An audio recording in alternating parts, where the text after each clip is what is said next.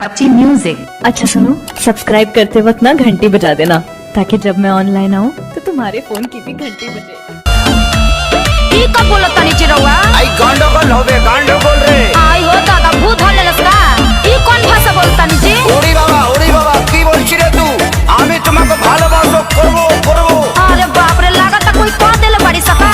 हम यहीनी कमा के पुरबा से धो तू तो देत बाड़ू जखम लगावे हमर कौन फसल बिया जी रौआ के? हम यहीनी कमा के पुरबा से धो तू तो देत बाड़ू जखम लगावे हमर तो हसन के बाबा नहा पानिया अरे पानिया तमती मार के भातार के फांसा वाला सारे बंगलिनिया। तमती मार के भातार के फांसा वाला सारे बंगलिनिया। আমি বাঙাল যাব और তাড়াতাড়ি করব। कोनो कुछ खिया दिल बारिश का? काहे इतना बड़बड़ाता नी? কি বলছিস রে? এইখানে আসো। अरे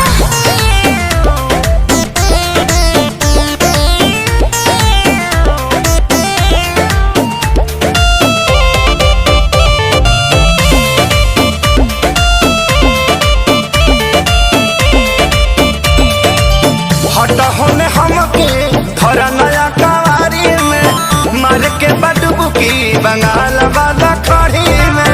हट होने हमके धरा नया कवारी में मार के बडबुकी बंगाल वाला तो खड़ी में। पहले नदी रही बुझे लया बनाला अपन छत छोड़ी फाने ला दू ताला।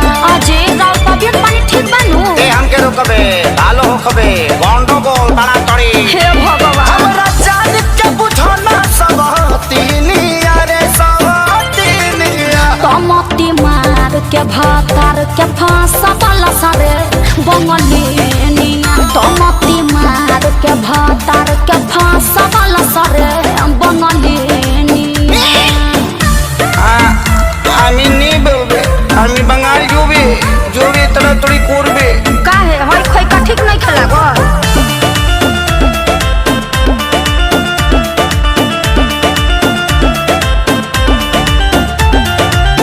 शहर में बोला कैसे रही अकेला तहरा से मनबू तो करे खेला।